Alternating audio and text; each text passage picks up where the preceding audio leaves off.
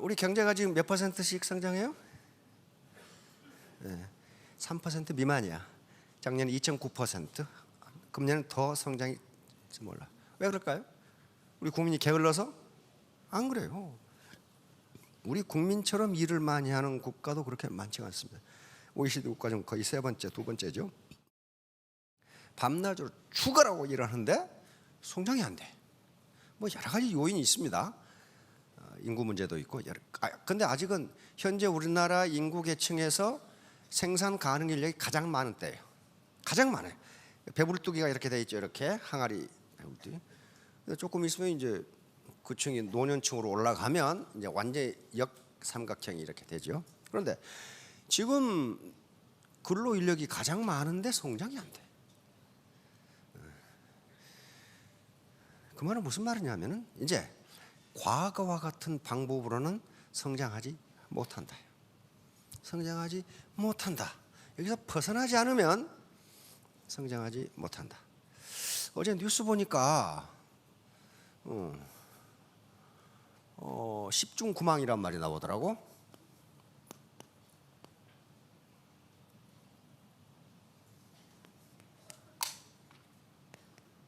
이게 무슨 말이에요? 10개 중 9개가 망한다. 이게 무슨 얘기냐면 치킨집하고 커피집 이야기입니다. 우리나라 치킨집이 지금 계속 늘어나죠. 엄청나게 빠른 속도로 늘어나는데 현재만 하더라도 전 세계 맥도날드 지점보다 더 많답니다. 그러니까 10개 중에 9개가 망해. 커피집도 한 골목에 4개씩 막 늘어나. 근데 이 중에 커피집도 10개 중에 9개가 망해. 그 다음에 또 엄청나게 많은 게 고속도로 옆에 사고 나면 끌고 가려고 서 있는 차. 그거 전부 다 젊은 놈들인데 뭐 때문에 하루 종일 거기 기다리는지를 몰라. 사고가 뜨면은 서로 먼저 가서 그놈을 끌고 가려고 저끼리 충돌해가지고 또 사고 났더라고. 자, 성장하지 못한다. 그러면 우리는 10개 중에 9개가 망한다. 여기에 주목하지 마시고 어떻게 한 개는 성공하는가. 그걸 보셔야 될 거 아니에요. 왜 한 개는 성공하는가. 치킨집 10개 중에 9개는 망하는데 왜 한 집은 성공하는가. 그렇죠. 성공하려면 이유가 있을 거 아니에요. 그 사람이 무슨 재수가 되게 좋아서 성공하는 거 아니란 말이에요. 성공하는 이유, 그 다음에 우리가 저성장에서 탈출을 어떻게 해야 되는가 하는 이유, 그게 자본이에요.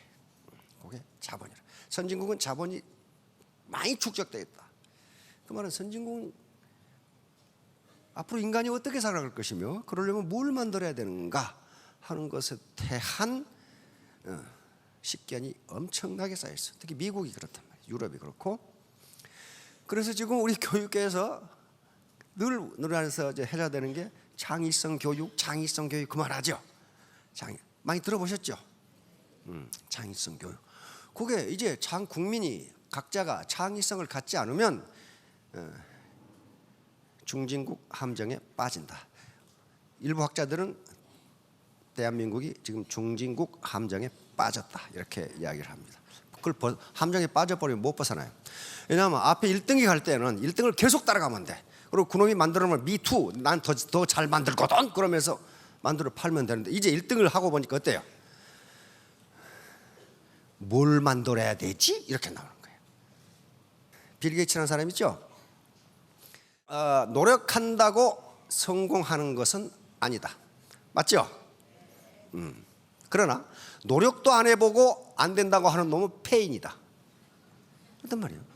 그러면 노력이라도 해봐야 되는데 노력을 했을 때 성공하는 사람은 뭐고 성공 못하는 사람은 뭐냐 하는 거예요. 그건 우리가 자본주의 시장 경제니까 자본이라는 것으로 설명할 수밖에 다른 방법이 없어요. 그러면 우선 가장 중요한 게 자본이 무엇인가 하는 건데 자본이 돈인가? 돈일 수도 있어요. 개인의 입장에서 돈은 자본입니다. 그러나 국가 입장에서는 그건 자본이 아니에요.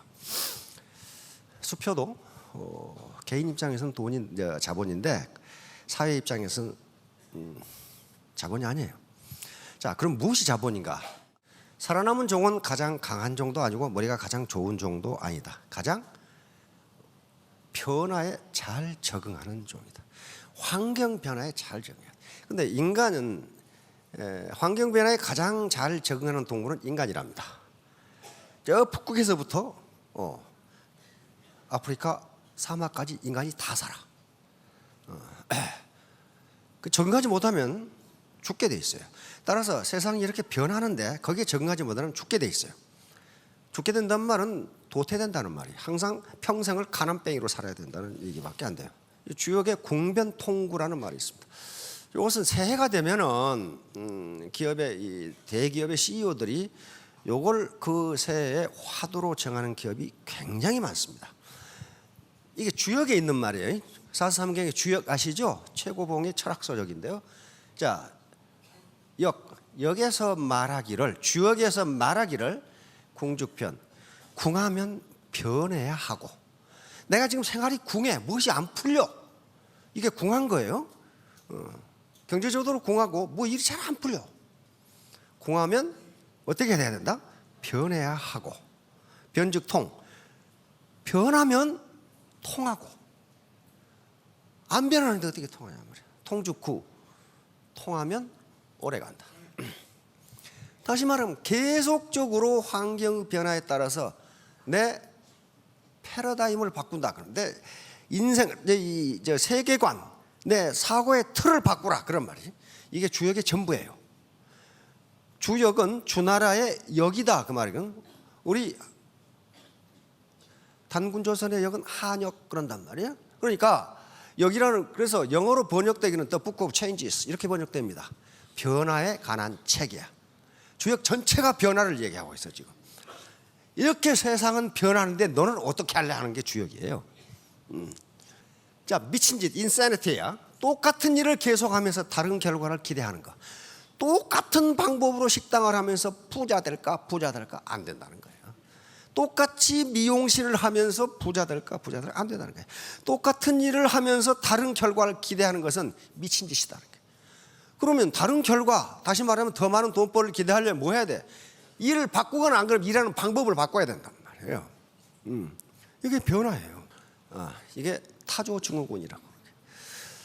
타조는 호랑이나 사자나 이 표범 같은 이 육식동물이, 포식동물이 쫓아오면 대가리를 모래다 박고 나 없다 그런다고 그래. 지가 안 보이니까 사자도 안 보인 걸로 착각을, 나 없다. 그런데 이렇게 오고 있는 사람이 많다 이거야. 세상이 흘러가는데 전혀 위험하지 않아. 내 말이 맞아. 그러고 앉아있는 사람이 있어요. 그리고 결국 사자가 못 보고 있어요 이거. 이게 개구리 삶기라는 거예요. 19세기 말에 실험이 이루어지는 겁니다. 개구리를 뜨거운 물에 갑자기 집어넣으면 음에 뜨거하고 튀어나온답니다. 그런데 차가운 물에 집어넣고 살살 가열을 하면 야 기분 좋다 하고 있다가 삼겨 죽는다 그런 말이에요 지금. 이것도 19세기에 실험이 된 건데 20세기에 와서 학자들이 실험을 해봤더니 이것도 안 맞답니다. 안 맞은데 이것이 이제 논리학에서 그냥 쓰는 거예요. 다시 말하면 세상의 변화를, 세상이 천천히 변한다고 생각하고 가만히 있다가 삼겨 죽는다 그런 얘기예요 지금. 근데 지금 워낙 빨리 변해요.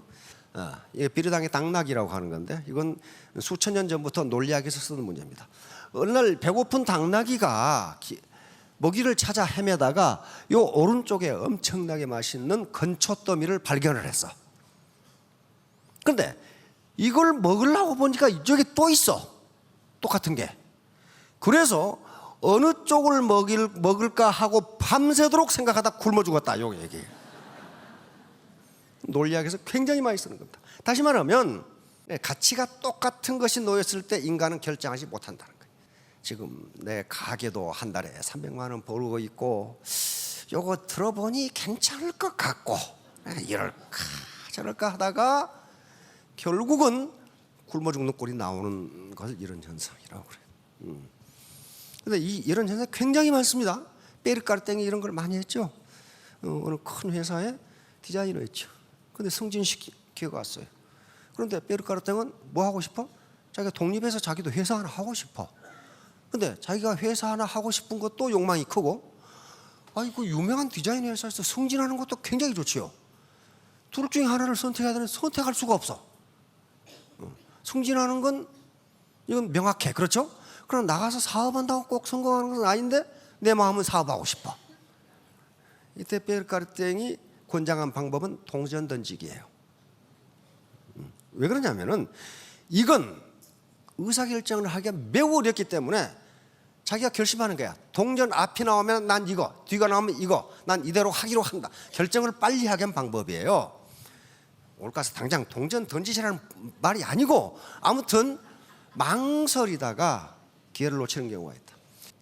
적은 자본을 가지고 대자본에 대항하면 이 꼴이 돼. 요놈이 코끼리를 우습게 보고 잡아 자시려다가 결국 신세가 이렇게 됐어 지금. 응? 자본을 많이 가진 자에게 적게 가진 자는 대항할 수 없습니다. 이거 무슨 말이냐면은 새총 가진 놈이 기관총 가진 놈한테 덤벼봐야 죽기밖에 더 하겠냐 하는 거예요. 기관총이라는 자본으로 무장하는 게 새총이라는 자본으로 무장하는 것보다 생산성이 훨씬 커요.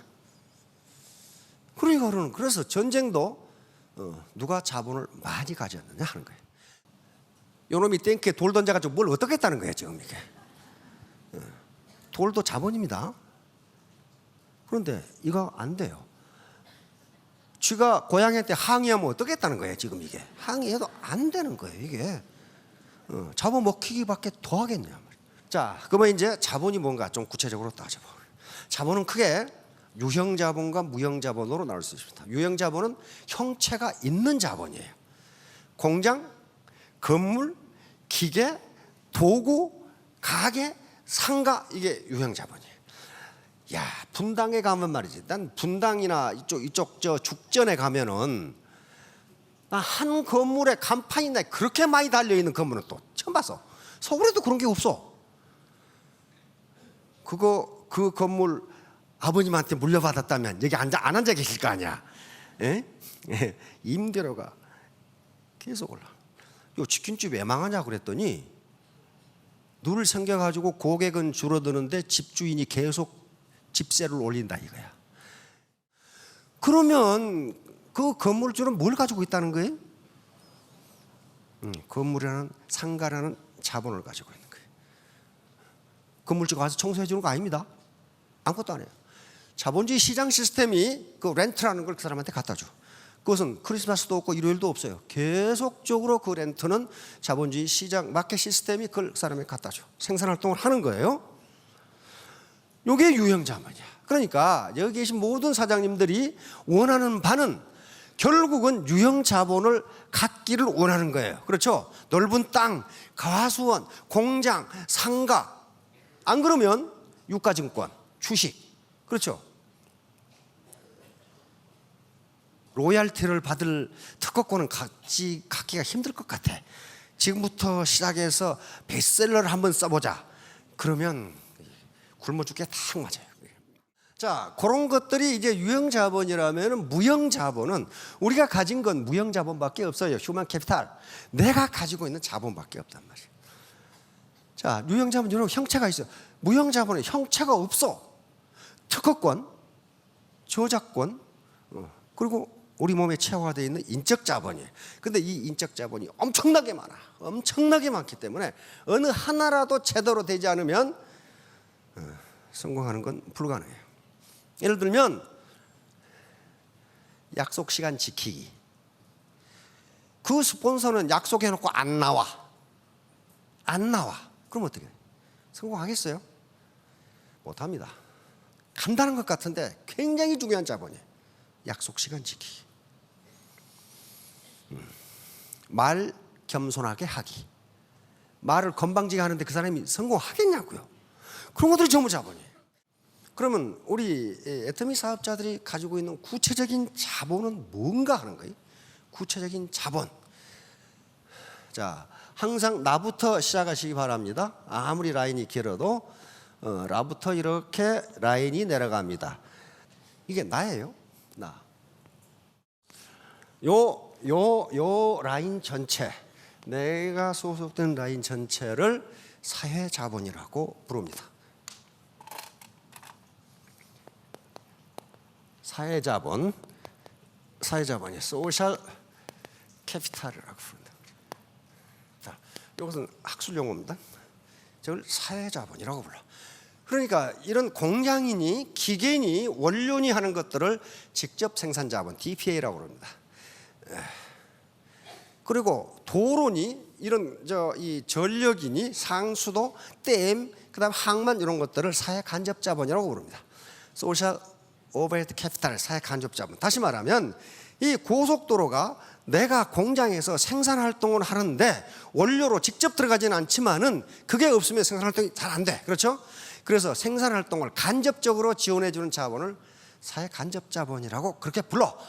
그런데 일반적으로 선진국일수록 사회 간접 자본이 잘 돼 있어. 후진국은 그게 거의 없어요. 예를 들면 우리 의료보험 시스템, 이게 잘 안 돼 있으면 국민이 아파도 치료를 못 해. 보건 시스템, 이런 것들, 신호 시스템, 등대 시스템, 이게 전부 사회 간접 자본이에요. 그런 것들은 지금 우리가 상당히 많이 확보하고 있어요. 그런데 이게 이제 이걸 사회 자본이라고 부른다 그 말이에요. 왜 이게 자본이냐? 자기 밑에 달랑 2사람 달린 사람하고 10만 명 달린 사람하고 누가 소득이 높아요? 10만 명 달린 사람이 자연히 소득이 높죠. 다시 말하면 애터미 사업에서 소득은 이 소셜 네트워크, 사회 자본의 크기와 퀄리티에 따라 결정됩니다. 그렇죠? 이게 자본이에요. 이게 이제 이게 고기 잡는 어부 입장에서 보면 그물의 크기예요. 그물의 크기. 그물이 어느 정도 커야 고기를 잡을 수 있어. 그러나 그물이 아무리 커도 고기를 잡으니까 찢어졌다. 그럼 어떻게 돼? 못 잡아. 한 마리도 못 잡아. 다시 말하면 이 소셜 네트워크, 휴먼 네트워크의 사이즈도 중요하지만 퀄리티도 중요하단 말이에요. 이 사람과 이 사람을 연결해 주는 이 퀄리티, 이게 신뢰라고 하는 거예요. 신뢰, 트러스트, 신뢰 자본이라고. 스폰서가 파트너를 믿고 파트너가 스폰서를 믿는 거예요. 자, 그러면 이제 요걸 키워야 되잖아요. 키우려면은 요 밑에 이제 누군가를 만나서 리크루팅을 해야 되는데 리크루팅을 하는 게 그렇게 쉬운 일이 아니에요. 그렇죠? 칫솔 하나 팔려면요 간 쓸개 다 빼줘야 돼. 그냥 생각 같아서 그냥 칵 엎어버리고 말고 싶은데 그 참아야 돼. 그래서 현자들은 인내심이라는 자본이 가장 귀중한 자본이다 그렇게 이야기를. 인내심이라는 자본이야. 참는 사람과 참지 못하는 사람.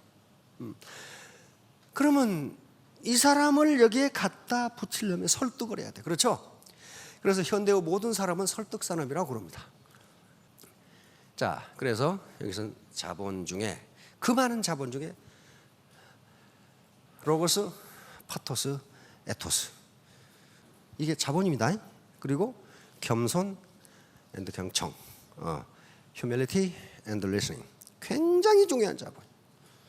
그다음에 세 가지 공부, head, heart and hand, 세 가지 공부. 그다음에 재심함량, united heart. 사람은 뭘 먹느냐에 따라서 그 사람의 냄새, 체취가 달라집니다. 이렇게 사람한테서 향기가 나는 사람이 있고 악취가 나는 사람이 있어요. 여기서 악취라는 것은 무슨 물리적인 것이 아니고 그 사람 자체에서 우리는 그 사람이 참 인복이 있다 그런 말 쓰죠. 인복이 있다는 건 뭐예요? 유능한 사람들이 모여든다는 거예요. 유능한 사람들이 모여드는 것은 그 사람이 향기가 나기 때문에 인격의 향기죠. 여러 가지가 있겠죠. 근데 악취가, 그러니까 무슨 벌레가 모여드는 것도 향기가 나도 모여들고 악취가 나도 모여들어요. 향기가 날 때는 벌나비가 모여들어서 이게 수분, 꽃가루 바지를 해줘서 열매가 맺습니다. 여기에 열매가 맺어요. 이렇게. 악취가 날 때는 벌나비가 모여드는 게 아니고 쥐, 바퀴, 모기, 파리 이런 것들이 모여들어. 그래가지고 그걸 더 썩게 만들어. 더 썩게 만들어서 그 썩은 것이 다 썩어 없어지면 그놈들은 가버리고 없어. 요거 뭐냐 하면은 커뮤니케이션의 결정 요소인데 세일즈맨이 세일즈에 성공할 확률을 조사해 본 거예요. 도대체 세일즈에 성공하려면 뭘 해야 성공하느냐 하는 걸 경영학자들이 조사해 보니까 자, 표정이 60%. 진정성. 그러니까 말은 아주 선하게 하는데 이 사람 얼굴 표정을 보니 사기꾼 같다 그러면 안 믿는다는 거예요. 육감으로 하는 거예요. 육감. 육감이라는 말 들어보셨죠? 도대체 논리적으로 설명할 수는 없지만 뭔가 내게 온 게 있다. 근데 미국의 뇌과학자들이 드디어 찾아냈어요. 육감이 어디서 오는가 하는 걸. 육감을 전달하는 유전인자가 있답니다. 그 유전인자가 없으면 육감이 없어. 그 사람은 거짓말을 하는데 참말인 줄 알아. 그러니까 모든 인간은 육감을 전달하는 유전자가 있기 때문에 아무리 입으로 선한 말을 해도 믿지를 않아요. 여러분, 선악이란 말이 있죠. 이 부인은 선하다. 그게 말이 되는 거예요 지금?